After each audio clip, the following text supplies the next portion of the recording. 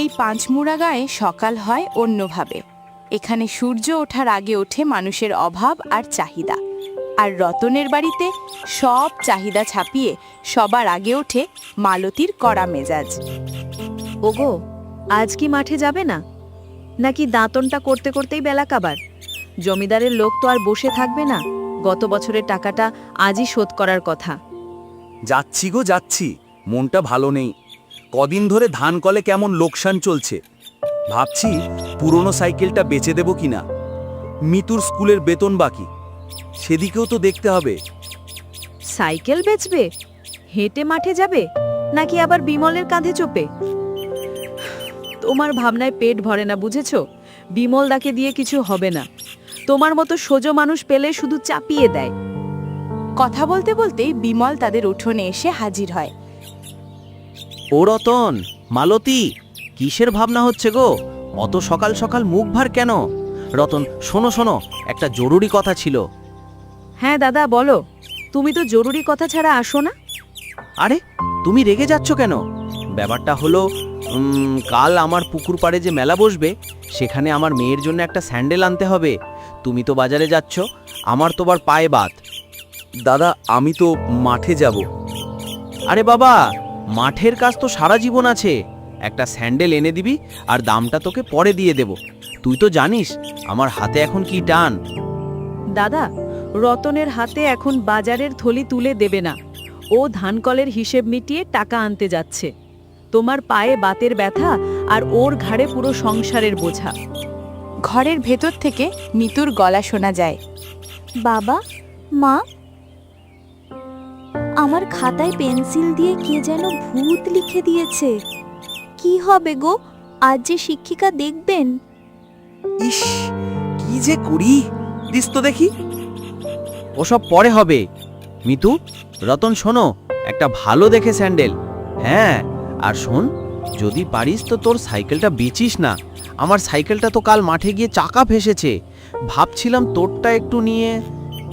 না দাদা, রতনের সাইকেল বেচা হচ্ছে না, ধারও দেওয়া হচ্ছে না। ওকে বাজারের কাজ মিটিয়ে সোজা মাঠে যেতে দাও। তুমি বরং পাড়ার আর কাউকে ধরো।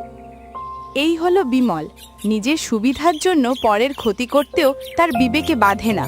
কিন্তু মালতীর মতো স্পষ্টভাষী স্ত্রী থাকলে রতনের চিন্তা কিসের? মালতী জানে গ্রাম্য কুটকচালির জাল কিভাবে ছিন্ন করতে হয়।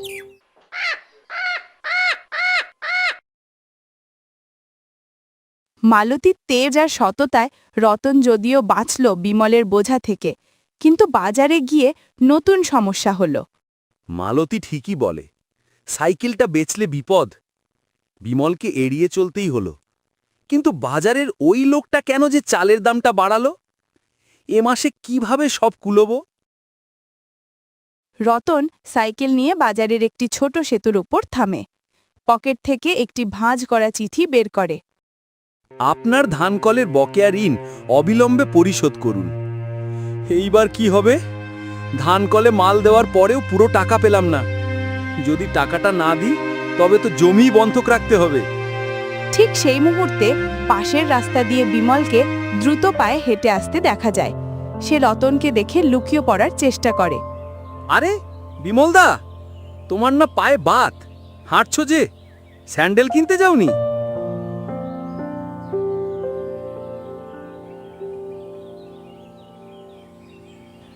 আমি না, মানে একটু হাওয়া খেতে যাচ্ছিলাম। বাজারে তো সব লোক ঠকায়, তাই ভাবলাম না যাওয়াই ভালো। রতন, তোর কাছে একটা উপকার চাইবো নাকি? আর কি চাইবে দাদা? আমার ছেলেটার নাকি স্কুলে ছবি আঁকার খাতা দরকার। তুই তো বাজারের দিক থেকে ফিরছিস, যদি একটু। দাদা, আমারও টাকা নেই। মিতুর বেতন বাকি, ধানকলের দেনা মেটাতে হবে। তুমি কি ভুলে গেছো? আমি আর পারছি না দাদা, আজ আমি কোনো ধার দিতে পারবো না। কি বললি? তুই আমাকে না বললি? হ্যাঁ দাদা, বললাম। নিজের সমস্যা না মিটিয়ে আর কতদিন পরের বোঝা টানবো? মালতী ঠিকই বলে। আজ রতন প্রথমবার রুখে নালালো। গ্রামের সরল মানুষগুলো যখন নিজের অধিকার বুঝতে শুরু করে, তখনই সমস্যার সমাধান শুরু হয়। রতন বুঝল নিজের সংসার আগে, বিমলের আবদার পরে। রতন, মালতী ও মিতু হারিকেনের আলোয় উঠোনে বসে আছে। মিতু মন খারাপ করে স্কুলের ব্যাগ গোছাচ্ছে। সন্ধ্যের অন্ধকার ঘনিয়ে এসেছে, কিন্তু রতনের মনে আলো জ্বলেছে। সমস্যা যতই বড় হোক না কেন, সমাধান হবেই যদি পাশে থাকে সঠিক সাথী। কি হলো, বাজারের হিসেবটা মেলাতে পারলে না তো? না গো মালতী, চালের দাম বেড়েছে, ধান কলের টাকাটাও পুরোপুরি পেলাম না। মহাজনের লোক আসবে কাল, ভয় হচ্ছে জমিটা বুঝি চলেই যায়। বাবা, যদি জমি চলে যায় তাহলে কি আমি আর স্কুল যেতে পারবো না? আমার বন্ধুর নতুন ফ্রক হয়েছে, আমার তো। এমন কথা বলিস না মা, তোর বাবা ভাবতে কোনো চিন্তা নেই। শোনো, আমি একটা কথা ভাবছি। কি কথা? তুমি তো ধান কলের মালিককে বলেছিলে তুমি চালের বস্তা না নিয়ে টাকাটা নেবে, কিন্তু চালের বস্তা এখন নিলে কেমন হয়? বাজারে চালের দামটা তো বেড়েছে। মানে হলো, তুমি মালিকের থেকে টাকা না নিয়ে চালের বস্তা নাও। সেই চাল যদি আমরা গ্রামে বিক্রি করি, তবে তো তুমি বাজারের দামেই বিক্রি করতে পারবে, কিছু বাড়তি লাভ হবে, আর সেই টাকাতেই মিতুর স্কুলের বেতনটা মিটিয়ে দেব। আরে, তুমি তো দারুণ বুদ্ধি দিয়েছো, আমি তো ভুলেই গিয়েছিলাম। চালের দাম বেড়েছে, কাল সকালেই যাব। তাহলে আমার স্কুলের বেতন মিটে যাবে, আমি পড়তে পারবো। হ্যাঁ মা, সব হবে। ঠিক তখনই বিমল দূর থেকে তাদের দরজায় এসে দাঁড়ায়। ও রতন, মালতী, কি করছো গো? আমার একটা টর্চ দরকার ছিল, আজ রাতে বিদ্যুৎ নেই, তোমাদের ঘরে আছে নাকি? আছে দাদা, কিন্তু আমার মেয়ে এখন পড়াশোনা করছে, আর আমাদের কিছু জরুরি হিসেব বাকি, এখন আর টর্চ দিতে পারবো না। আহা, কি বললি, এতটুকু টর্চ দিবি না? না দাদা, তুমি কাল সকালে এসো, আজ আমরা নিজেদের সমস্যা নিয়ে ব্যস্ত। সেই রাতে পাঁচমোড়ার আকাশে অন্ধকার ছিল, কিন্তু রতন আর মালতীর মনে ছিল নতুন আশার আলো। গ্রামের জীবন সরল হলেও জটিলতা এড়াতে হলে প্রয়োজন সৎ উদ্দেশ্য আর পরিবারের একতা, আর এই একতাই তাদের সমস্যা সমাধানের প্রথম ধাপ।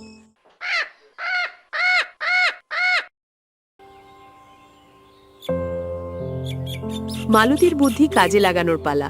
রতন ঠিক করলো সে টাকা নয়, চাল নেবে, কিন্তু কাজটাও তো সহজ নয়, কারণ মহাজন একবার টাকা দেওয়ার প্রতিশ্রুতি দিয়ে ফেলেছেন। কি রতন, কাল তো টাকা নিতে এলি না, আজ বলছিস তোর সব টাকা দিয়ে চালের বস্তা নিবি? হঠাৎই সিদ্ধান্ত কেন? আজ্ঞে মহাজন, আসলে এই সময়ে চালের দাম একটু চড়েছে তো, তাই আমরা ভাবলাম এই চালটুকু যদি গায়ে বিক্রি করি তাহলে মিতুর স্কুলের বেতনটা মিটে যাবে, আমাদের একটু উপকার হবে। ওহ, গায়ে বিক্রি, ঠিক আছে, নিবি, কিন্তু আমার এই চালের দামটা বাজারের দামের চেয়ে একটু কম ধরবো, যেহেতু তুই আমার পুরনো খদ্দের। আজ্ঞে তাই ধরুন, এতেই আমাদের অনেক সাহায্য হবে। কত বস্তা দিচ্ছেন তাহলে? তোর দেনা মেটানোর পর তোর মোট প্রাপ্য হলো 8 বস্তা চাল, নিয়ে যা। কিন্তু রতন, বাজারে বেচতে গিয়ে যেন আমার সুনাম নষ্ট করিস না। আজ্ঞে না, আপনার চাল সবচেয়ে ভালো, গ্রামের সবাই জানে। কাল সন্ধ্যাতেই বস্তা নিয়ে যাচ্ছি। প্রণাম মহাজন। রতন আনন্দিত মনে প্রস্থান করে। রতন বুঝল মালতীর বুদ্ধি কতটা কাজের। বাজারে চালের চাহিদা বেড়েছে, 8 বস্তা চাল যদি বাজারে বিক্রি করা যায় তবে দেনা মেটানোর পরও কিছু টাকা থাকবে, আর মিতুর বেতনটাও মিটে যাবে। এই আত্মবিশ্বাসী তাকে এগিয়ে চলল।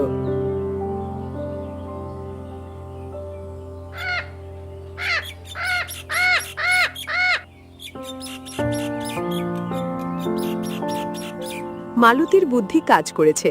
গ্রামে মহাজনের চালের চাহিদা অনেক, রতন আর মালতী মিলে সেই চাল বিক্রি করছে। কিন্তু গ্রামের কোনো ভালো কাজে কি বিমলের নজর এড়াতে পারে? এই চাল ভালো চাল, মহাজনের ধানকলের চাল, এই সুযোগ। আপনার 5 কেজি হলো, নিয়ে যান। শোনো, লাভটা কিন্তু আশামতো হচ্ছে, মহাজনের চালের সুনাম আছে। ঠিক তখনই বিমল দ্রুত পায়ে উঠোনে এসে হাঁসফাঁস করতে থাকে। ও মালতী, কি হচ্ছে গো? চাল বিক্রি করছো? তোমাদের ধানকলের চাল, আমাকে কেন বলনি? কেন বলবো দাদা? এটা তো আমাদের সংসার চালানোর ব্যবস্থা। তোমার তো চালের দরকার নেই, তুমি তো সবসময় মাছ আর পান খাও। আরে না না, আমার তো চাল লাগবেই। তুমি আমাকে বলনি কেন? রতন, তুই আমাকে একবারও বললি না যে ধানকল থেকে টাকা না নিয়ে চাল নিয়ে এসেছিস? তুমি তো আমার কাছে সাইকেলের চাকা ফেটে যাওয়ার অজুহাত দিচ্ছিলে, তখন তো আমার ধানকলের কথা জিজ্ঞাসা করলে না। আরে বাবা, আমি তো প্রতিবেশী। শোনো, আমাকে 1 বস্তা চাল দাও তো, বাকি টাকাটা না হয় পরে দিয়ে দেব। হবে না দাদা, 1 বস্তা চালের দাম নগদ দিতে হবে, বাকিতে আমাদের সংসার চলে না। আর আমাদের যা চাল আছে তা তো গ্রামের বাকি অভাবী মানুষদের জন্য। ও, এখন টাকা হয়েছে বলে আমাকেই বাকিতে দিবি না? ঠিক আছে, আমি তাহলে পঞ্চায়েতকে বলবো। দেখব কিভাবে তোমরা এভাবে চড়া দামে চাল বিক্রি করো। আমরা তো কাউকে ঠকাচ্ছি না, বাজারের দামেই বিক্রি করছি। আর এটা তো আমাদের নিজেদের চাল, তুমি তোমার মতো দেখো। মালতী আর রতনের সম্মিলিত প্রতিরোধের সামনে বিমলের চাল ভেস্তে গেল। গ্রামের মানুষজন এসে তাদের সমর্থন জানালো। রতন বুঝল, আত্মবিশ্বাস আর একতা থাকলে গ্রামের কোনো শক্তিই তাদের হারাতে পারবে না। দিন শেষে পরিশ্রমের ফল পেল রতন আর মালতী। চাল বিক্রির টাকা হাতে নিয়ে তাদের চোখ ঝলমল করছে। শুধু টাকা নয়, তাদের মনে এখন নতুন আশা। এই দেখো, মিতুর স্কুলের বেতন দেওয়ার পরও আমাদের হাতে বেশ কিছু টাকা রইল। তুমি তো ভাবতেই পারোনি, তাই না? তোমার বুদ্ধিতেই হলো গো। তুমি না থাকলে তো আমি সেই বিমলের ফাঁদে পড়তাম, আর জমিদারের লোক এসে আমাদের ভিটেমাটি সব কেড়ে নিত। মা, বাবা, আমার একটা নতুন রং পেন্সিল দরকার ছিল, কাল কি কিনে দেবে? হ্যাঁ মা, কাল অবশ্যই কিনে দেব। তোমার পড়াশোনাটা আগে।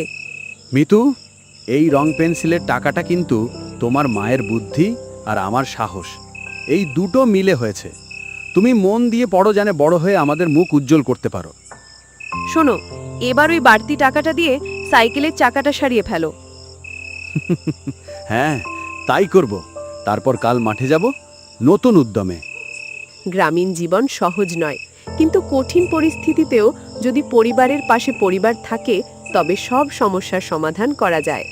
রতন আর মালতী শিখল, পরিশ্রমের ফল সব সময় মিষ্টি হয়। আর আত্মমর্যাদা বাঁচিয়ে চলতে গেলে অন্যের আবদারকে মাঝে মাঝে না বলতে জানতে হয়।